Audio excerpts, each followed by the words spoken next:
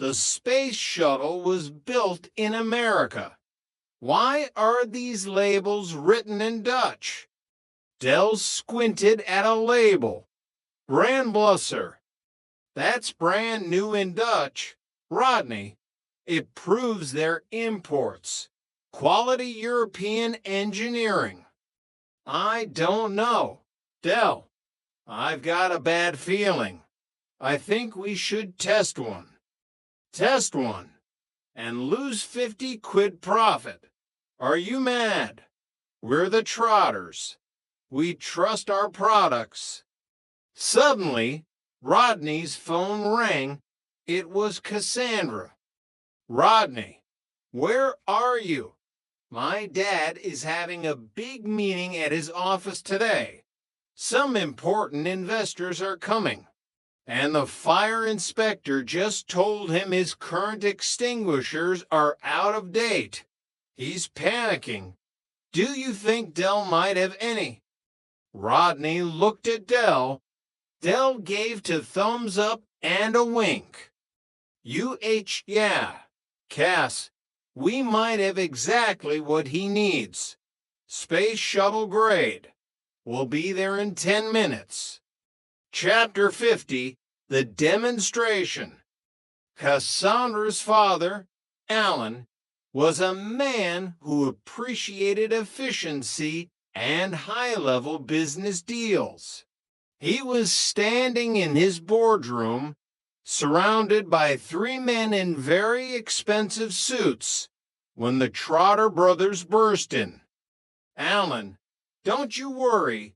The safety experts are here, Del shouted, gesturing to Rodney. Rodney, distribute the Trotter space units. Rodney placed for red cylinders around the room. Impressive, one of the investors said, adjusted his glasses. What's the extinguishing agent? Halon. Dry powder. It's high velocity. Orbital grade carbon dioxide, Del said, puffing out his chest. It's so powerful it can extinguish a fire on the moon. Can we see a demonstration? Alan asked. I want these gentlemen to see how seriously we take safety. Rodney froze. A demonstration. Here. Just a small one. Rodney. Del urged. Show them the power.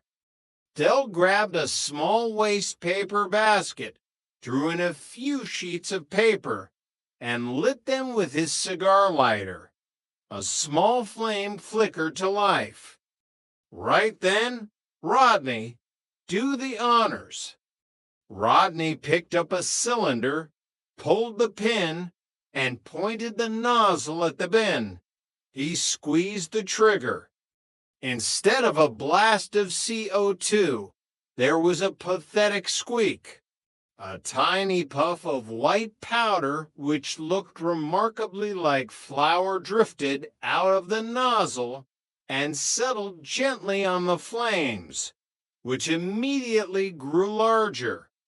Squeeze it harder, Rodney, Del yelled. Rodney squeezed again. The nozzle exploded, sending a massive cloud of white powder into the room. It wasn't flour. It was baking soda. Tons of it. Chapter 51, The Smoke Clears.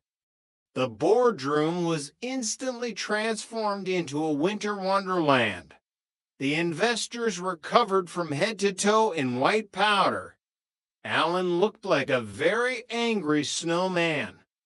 The fire in the bin, far from being extinguished, had now ignited the baking soda-covered papers and was producing a thick, acrid smoke that triggered the building's main alarm system. Del, Rodney yelled through the haze. It's baking soda. Arthur filled them with baking soda and a bit of compressed air. It's an environmentally friendly alternative. Rodney, Del shouted, while trying to fan the smoke away with his camel hair coat. Suddenly, the overhead sprinklers activated. The white powder turned into a thick, sticky paste that coated everything: the expensive mahogany table, the investors' silk suits, and Alan's pride. Derek, Rodney. Alan's voice was low and dangerous. Get out. Now. But Alan, the emergency whistles. I'll give them to you for free. Get out. They fled the building just as the fire engines arrived. Chapter 52. A New Dawn Again. That evening, the brothers were back at Nelson Mandela House, scrubbing white paste off the van. Baking soda? Del, Rodney said, his voice flat. We sold 40 baking soda bombs to the people of Peckham. Look on the bright side, Rodney, Del said, trying to find a silver lining in a sky made of lead. If they ever decide to bake a giant cake, they're halfway there. We're going to have to refund everyone. Del, Mario is going to kill us. We'll work it out, Rodney. I've already got a new lead. A bloke-and-dipped Ford has a consignment of slightly used parachutes. Think about it. Adventure tourism is the next big thing. Rodney looked at his brother. He saw the sweat on his brow, the fading light in his eyes, but also that indestructible, insane optimism that had kept them going through the worst of times. He sighed and picked up the sponge. This time next year, Del looked up at the moon, the same moon where his fire extinguishers were supposed to work. He smiled, a genuine, warm smile. No, Rodney, this time next month. I've got a feeling about those parachutes. Kushti, Rodney, Kushti. As the yellow van sat silently in the dark, the lights of Peckham flickered on, one by one. The phoenix wasn't rising just yet, but in the heart of Nelson Mandela House, the fire of hope was still burning, even if it was a fire that baking soda couldn't put out. The E&D for now. The Trotter Legacy. A novelization of the fall and rise of Peckham's finest. Prologue, the changing of the seasons. The yellow Reliant Regal Supervan 3 rattled through the streets of Peckham like a tin can tied to a dog's tail. Behind the wheel, Derek Delboy Trotter hummed a tune that was as much a part of the London fog as the smell of diesel and damp cardboard.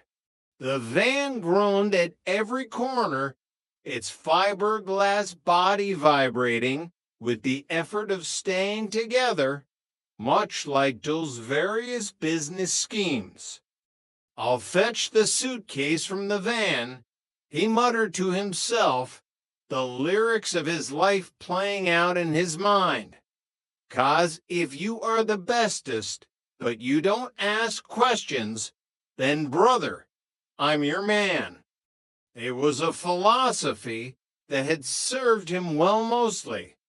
It was the philosophy of the survivor, the man who knew that where the hooky gear came from didn't matter as much as where it was going.